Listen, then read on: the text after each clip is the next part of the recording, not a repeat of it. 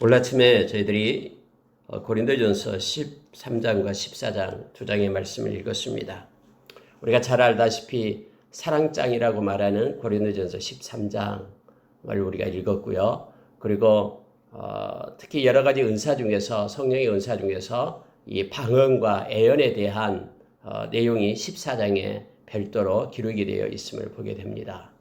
왜냐하면 그때 고린도 교회에 많은 성령의 은사가 나타났고 각각의 은사를 받은 그들이 서로 비교하면서 누구의 은사가 더 크다 하면서 서로 논쟁이 있었고요. 이것 때문에 분란이 있었습니다. 그러나 우리가 이미 12장에서 보았듯이 성령께서 주시는 은사는 크고 적고가 아니라 모든 것이 다 동등하고 평등하고 또 성령께서 주시는 것, 성령께서 원하시는 이들에게 성령께서 부어주고 있음을 보게 됩니다. 그리고 우리가 잘 알다시피 우리가 에베소서 4장에서 모든 하나님이 주신 그 성령께서 주신 은사는 교회를 세우기 위함임을 성경 말합니다. 그래서 교회에서 또 성도들을 위해서 그들에게 봉사하기 위하여 은사를 주었다라고 우리에게 가르쳐주죠. 그리고 하나님의 말씀을 증거하고 전하기 위하여 은사를 주었다라고 우리에게 가르쳐줍니다. 그래서 은사는 우리 자신의 유익을 위하여 사용할 것이 아니다라는 걸 성경 우리에게 분명히 말합니다. 왜냐하면 그건 우리 것이 아니기 때문에 그렇습니다. 성령님께서 우리에게 그것으로 교회가 서로 하나 되고 또 교회의 덕을 세우기 위함이다라고 말합니다. 오늘 우리가 읽은 말씀도 역시 14장에서도 하나님께서 이러한 은사를 준 것은 교회의 덕을 세우기 위함이다 하면서 이걸 중심으로 방언과 예언을 14장에서는 말해주고 있습니다. 근데 결론은 뭐냐면 어떤 사람은 방언해서는 안 된다고 말하는데 그렇지 않습니다. 오늘 말씀에서 말하고 있는 것처럼 15장에서 39절 마지막 결론이 그겁니다. 그런즉 내 형제들아 예언하기를 사모하며 방언 말하기를 금하지 말라 이렇게 되어 있습니다. 그래서 여러분 방언은 이것은 하나님과의 나와의 관계 속에서 하나님께 드리는 것이죠. 만약에 이것이 교회의 전체 예배 시간이나 또는 전체 모임 가운데 행해지려면 반드시 통역이 있어야 되고요. 그래서 방언 통역과 방언은 함께 할 때만 전체 교회에서 그것이 행해질 수가 있음을 성경은 우리에게 가르쳐주죠. 여러분 고린도전서 13장에서 나타나고 있는 사랑은 어떤 사람은 이것이 더 큰 은사다라고 말하면서 이것을 하나의 사랑도 은사 속에 넣는 것을 말하기도 합니다만은 그러나 내용상 또 정황상 여러분 성령의 은사는 우리가 성령께서 각자에게 주어진 것이죠. 근데 사랑은 모든 사람에게 주어진 하나님을 믿는 모든 사람에게 주어진 거예요. 그래서 이것은 성령은 은사라기보다는 성령은 목적이 됩니다. 모든 은사들이 사랑은 목적이 됩니다. 모든 은사들이 바로 하나님의 사랑을 나타내기 위해서 하나님께서 성령님께서 우리에게 은사를 주신 것이다라고 생각하면 됩니다. 그래서 사랑을 하나의 은사로 보는 것이 아니라 사랑은 모든 크리스천들이 하나님의 백성들이 다 가지고 있어야 될 그리고 사랑으로만 모든 일을 행해야 될 그러한 것이 이게 고린도전서 13장에 나타나는 거예요. 그러니까는 하나님의 백성은 사랑 없이 행하는 모든 것들은 다 헛것이고 아무 유익이 없음을 선포하고 있는 것입니다.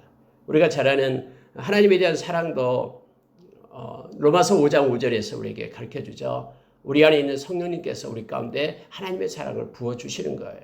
하나님의 사랑을 우리에게 부어주시기 때문에 물론 넓은 의미에서 그래서 하나님이 주신 선물이기 때문에 이것도 역시 은사라고 말할 수 있습니다만은 그러나 12장에서 나타나는 그런 은사들과는 구분되는 것임을 우리로 알게 합니다.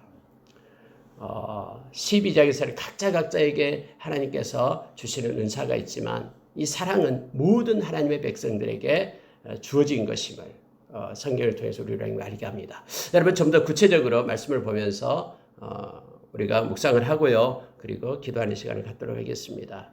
13장을 아무리 읽어도 수십 번 읽어도 우리에게 큰 은혜를 줍니다. 여러분 13장 1절을 한번 보십시오. 내가 사람의 방언과 천사의 말을 할지라도 사랑이 없으면 소리나는 구리와 울리는 꽹과리가 되고 내가 예언하는 능력이 있어 모든 비밀과 모든 지식을 알고 또 산을 옮길 만한 모든 믿음이 있을지라도 사랑이 없으면 내가 아무것도 아니요. 내가 내게 있는 모든 것으로 구제하고 또 내 몸을 불사르게 내줄지라도 사랑이 없으면 내게 아무 유익이 없느니라 하면서 1절부터 3절까지는요. 사랑이 없이 행한 모든 것들은 다 헛것임을 우리에게 말하죠. 여러분 우리가 요한일서 4장 16절에서 우리에게 말씀해 주죠. 하나님은 사랑이시다라고 말합니다. 결국은 하나님이 없는 사람은 진짜 사랑을 가지고 있지 않는 것임을 알게 됩니다.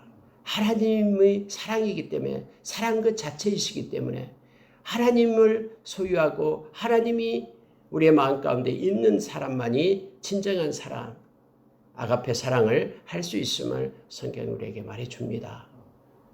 그리고 모든 것의 근거가 사랑이어야 됨을 우리로 하여금 알게 합니다.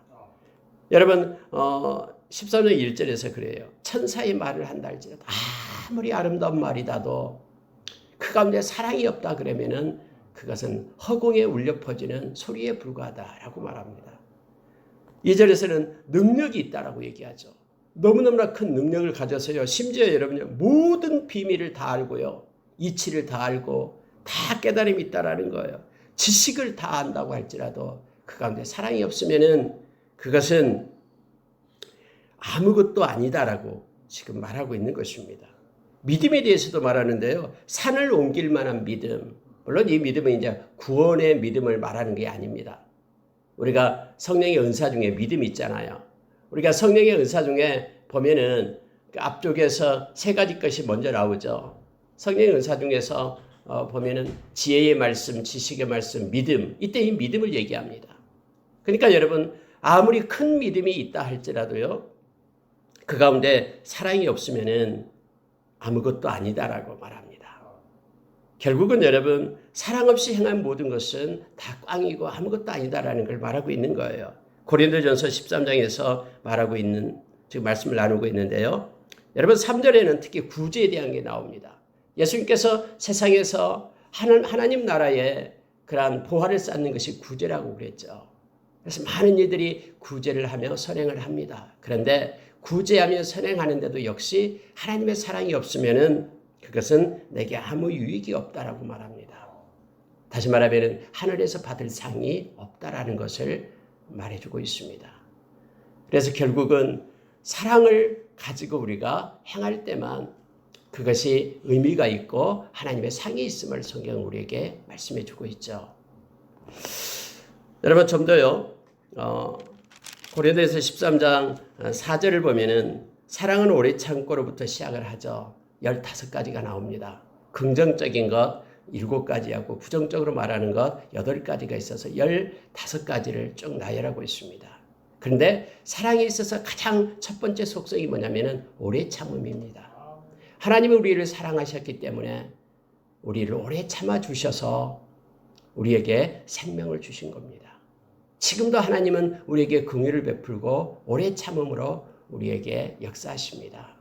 만약에 우리가 조그만 거짓말을 하고 또 죄를 지을 때마다 하나님이 그때마다 우리를 징계하고 우리에게 심판하신다면 이 세상에 하나님 앞에 설 자가 아무도 없을 것입니다.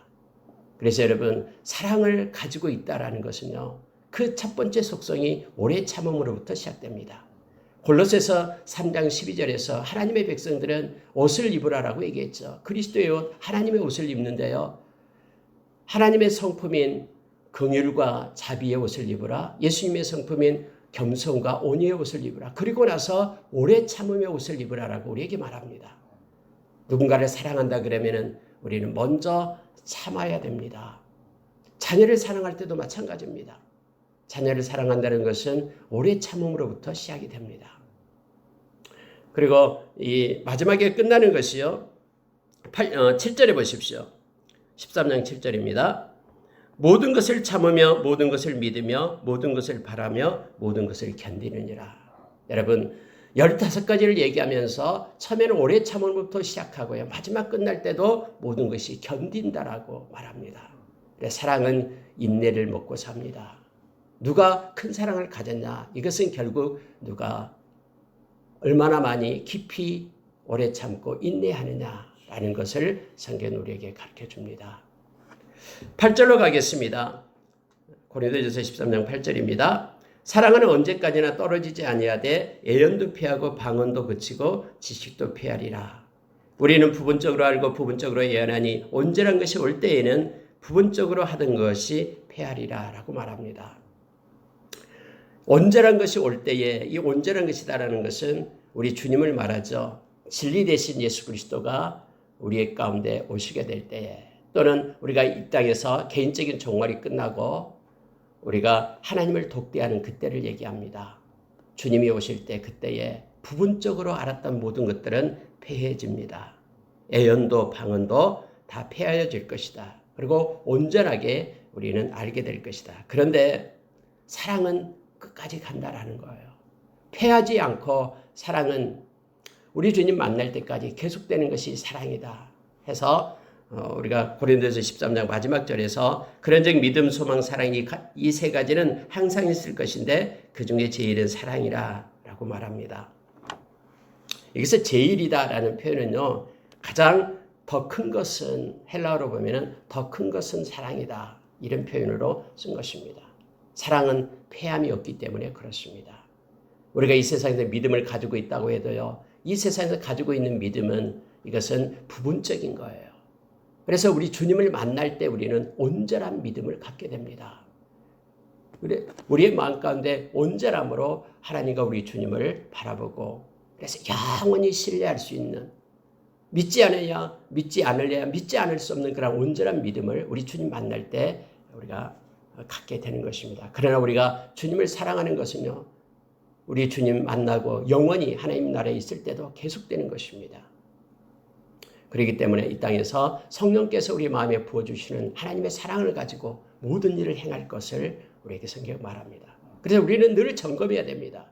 내가 어떤 구제를 한다든가, 또 누군가에게 뭔가를 도움을 준다든가, 또 내가 뭔가를 일을 한다든가 할 때에 가장 마음 가운데 중심이 하나님에 대한 사랑이 있는가를 점검하고 행해야 됨을 성경은 우리에게 가르쳐 줍니다. 그렇지 않고 행하는 모든 것들은 다 헛된 것이기 때문에 그렇습니다. 특히 여러분 11절에 한번 보면은요, 내가 어렸을 때에는 말하는 것이 어린아이와 같고 깨닫는 것이 어린아이와 같고 생각하는 것이 어린아이와 같다가 장성한 사람이 되어서는 어린아이의 일을 버렸다라고 얘기합니다. 여러분 세 가지 것들이 주 안에서 점점 자라고 성장해야 됨을 성경은 가르쳐주고 있어요. 무슨 얘기냐면요, 말하는 것, 깨닫는 것, 생각하는 것, 어렸을 때와 동일하게 지금도 그러고 있다면 이것은 잘못된 것이라고 얘기합니다. 우리가 주 안에 있으면 점점 말하는 것이 우리 주님을 닮아가야 됩니다. 그리고 또 하나 생각하는 것이 달라야 됩니다. 우리가 고린도전서 10장 31절에서 우리가 무엇을 하든지 먹든지 마시든지 무엇을 하든지 하나님의 영광을 위하여 하라라고 우리에게 가르쳐 줍니다. 우리는 점점 주 안에서 말하는 것, 생각하는 것, 그리고 깨닫는 것, 이것이 더 깊어져야 되고 더 성장해야 됨을 성경은 가르쳐주고 있습니다. 지금은 희미하지만은 우리는 주님 만날 때 다 알게 될 것입니다. 여러분, 누가 기도하고 누가 중심으로 하나님을 섬기는지를 우리는 알게 될 겁니다. 우리가 열방을 향하여 말없이 기도하는 것, 우리가 지금 우리 교회에서는 16개 나라를 놓고 기도를 합니다. 우리 주님 만날 때 알게 될 겁니다. 기도는 소멸되는 법이 없고요. 우리 주님 만날 때 우리가 터키를 위하여 기도하면 터키 사람이 우리를 위하여 소문을 붙잡고 말할 겁니다. 지금은 알지 못하지만 우리의 지혜가 온전해지게 될 때, 주님 만날 때 당신의 기도 때문에 내가 구원을 받았다고 하면서 우리를 붙잡고 울면서 감사해야 할 겁니다. 우리도 마찬가지입니다. 우리가 구원받은 것이 우리에게서 난 것이 아니라 누군가가 우리를 위하여 기도하고 또 우리에게 행했던 모든 것들을 우리가 깨닫게 되므로 감사하며 나가게 될 것입니다. 그때는 모든 비밀이 다 드러나게 됩니다.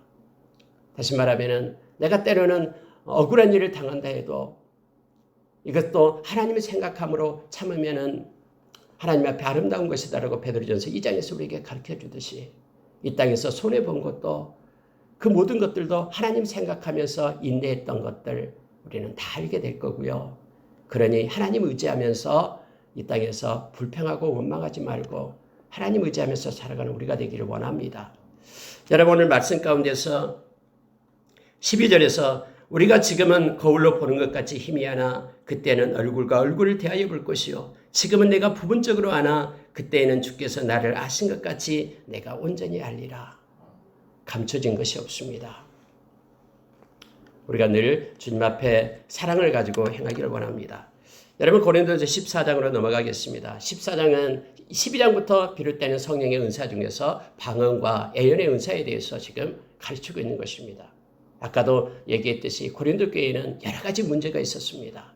바울 사도가 2차 전도 때에 세워진 교회입니다만 2, 3년이 지나자마자 서로 분쟁을 일으키기 시작합니다. 무슨 판이부터 시작해서 음란이 들어오고 뿐만 아니라 성령의 은사들을 가지고 서로 내 것이 크다 적다 하면서 싸우기 시작한 겁니다. 그럴 때 특히 방언과 예언의 그러한 문제가 그 교회에 문제가 됐음을 알게 합니다. 14장의 내용은 뭐냐면은 1절이 중요합니다. 사랑을 추구하며 신령한 것을 사모하되 특별히 예언을 하려고 하라 라고 말합니다. 그래서 교회의 덕을 세우기 위하여 예언을 하라라고 말하고 있죠. 그래서 여러분 예언에 대한 은사를 우리가 잠깐 더 기억을 해야 될 것이 있습니다. 미래의 것을 말하는 것이 예언이다라고 말하는 사람들이 많습니다. 그러나 그렇지 않습니다. 물론 그 부분도 일부 있습니다. 그러나 여기서 예언이다라고 말하는 것은요. 교회에 대해서 덕을 세우고 권면하고 위로하는 메시지가 바로 예언입니다. 그래서 여러분 교회를 바로 세우는 일이 중요한 것이기 때문에 여기서 예언을 더 사모할 것을 성경은 말해주고 있습니다. 성경의 예언은 단지 미래의 사건을 미리 말하는 행위가 아니었습니다. 이것은 하나의 작은 부분이었고요. 예언이라는 것은 하나님의 말씀을 선포하는 행위가 예언입니다.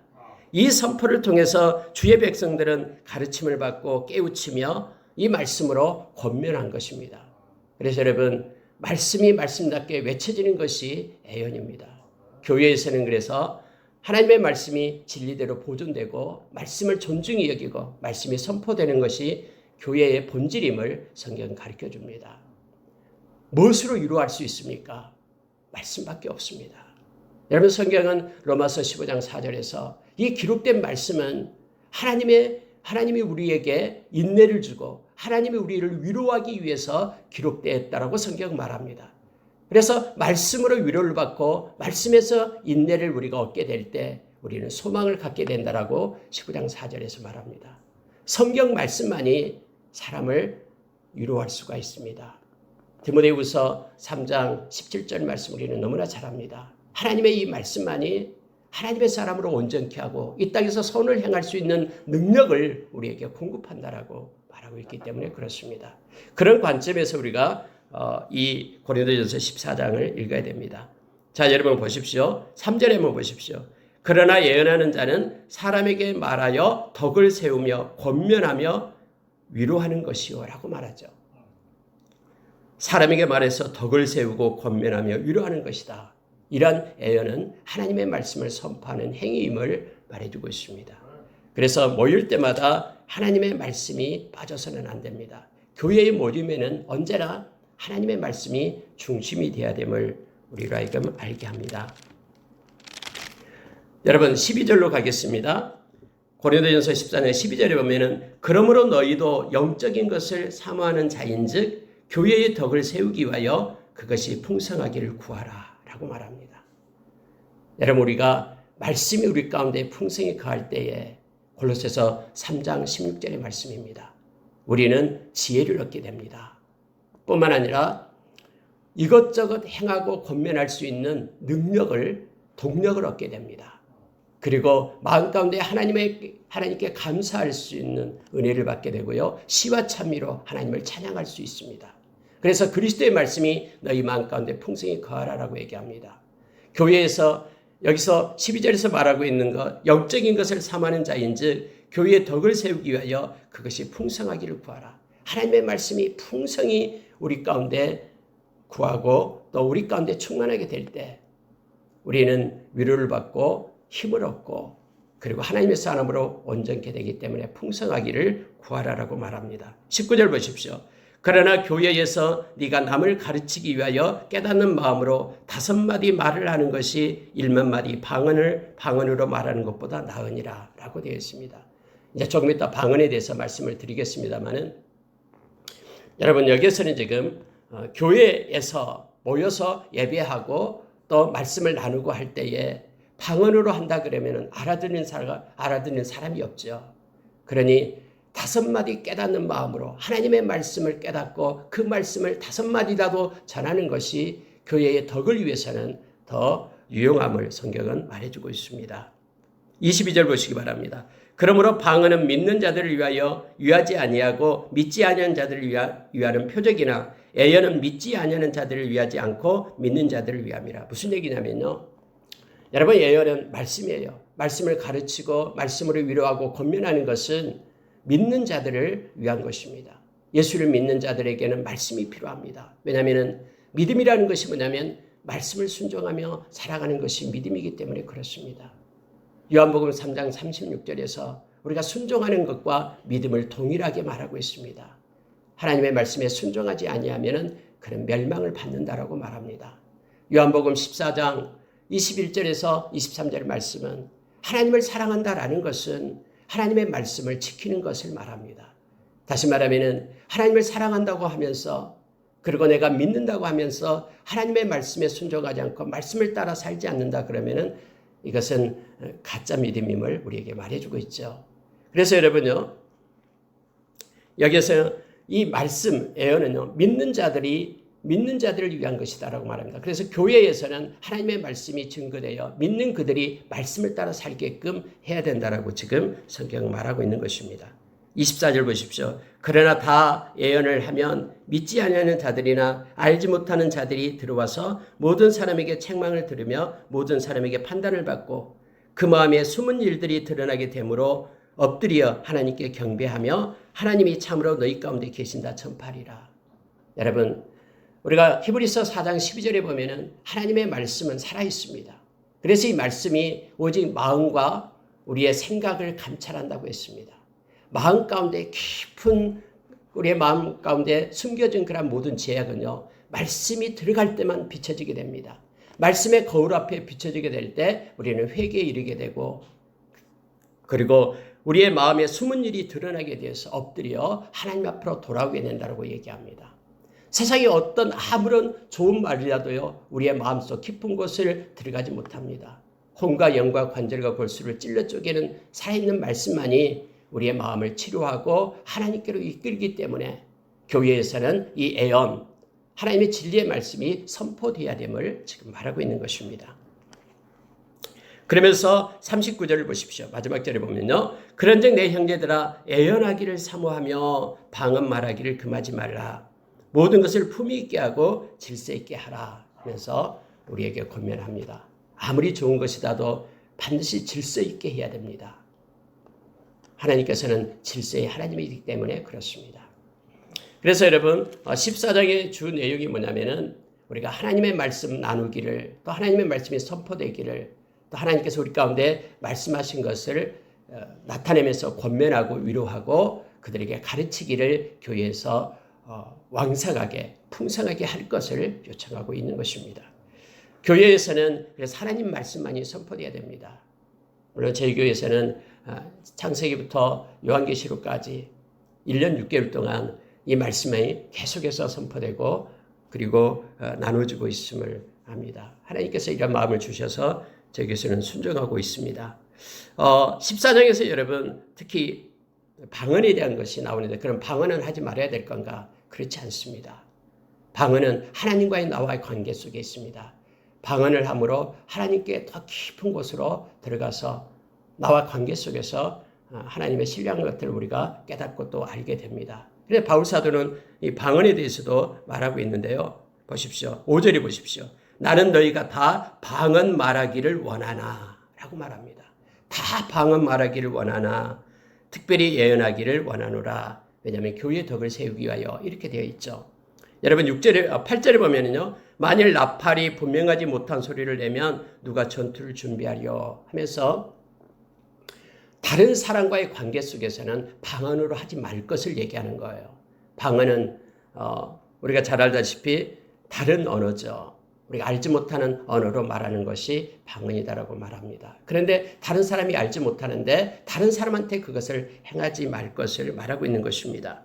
자, 10절에요. 이같이 세상에 소리의 종류가 많으나 뜻없는 소리가 없나니 하면서 하나님께서 우리에게 주신 언어를 가지고 위로하고 권면할 때 애언을 가지고 하고 하나님과 나와의 관계 속에서만 방언을 할 것을 얘기합니다. 만약에 방언을 전체적으로 하려고 하면 반드시 통역하는 자를 세우라라고 얘기합니다. 하나님은 통역의 은사도 주십니다. 여러분 15절 보시기 바랍니다. 그러면 어떻게 할까? 내가 영으로 기도하고 또 마음으로 기도하며 내가 영으로 찬송하고 또 마음으로 찬송하리라. 이 말은요 14절과 연관됐는데 내가 만일 방언으로 기도하면 나의 영이 기도하거니와 나의 마음은 열매를 맺지 못하리라 해서 하나님과 나와의 관계 속에서는 내가 방언으로 기도도 하고 또 마음으로도 기도하고 해서 하나님과의 깊은 교통이 있을 것을 성경은 말해주고 있습니다. 자 18절에 보면은 내가 너희 모든 사람보다 방언을 더 말함으로 하나님께 감사하노라 해서 여러분 바울사도가 방언 기도를 계속 했음을 우리가 성경을 통해서 알게 합니다. 고린도 교회 너희들보다도 내가 더 방언으로 하나님께 많이 기도하고 있다. 그러니 너희들은 나의 말을 들으라라고 지금 말하고 있는 거예요. 고린도 교회가 이 은사의 문제 때문에 막 지금 서로 이렇게 분쟁 가운데 있기 때문에 내가 하나님께 받은 것이 이렇다면서 너희들은 내 말을 듣고 행할 것을 지금 권면하면서 편지하고 있는 내용입니다. 자, 여러분 28절을 보시기 바랍니다. 만일 통역하는 자가 없으면 교회에서는 잠잠하고 자기와 하나님께 말할 것이요 라고 되어 있죠.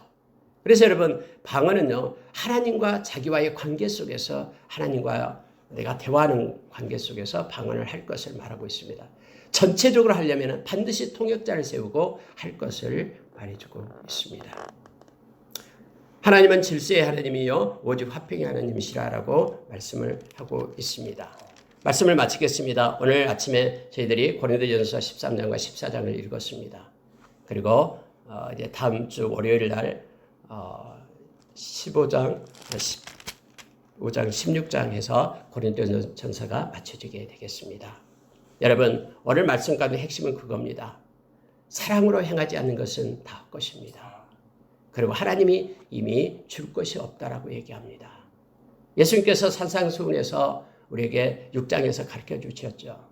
사람에게 보이려고 한 것 모든 것들은 다 이미 상을 받았다 라고 말합니다. 히포크라시, 외식하는 자다라고 우리에게 가르쳐 주죠.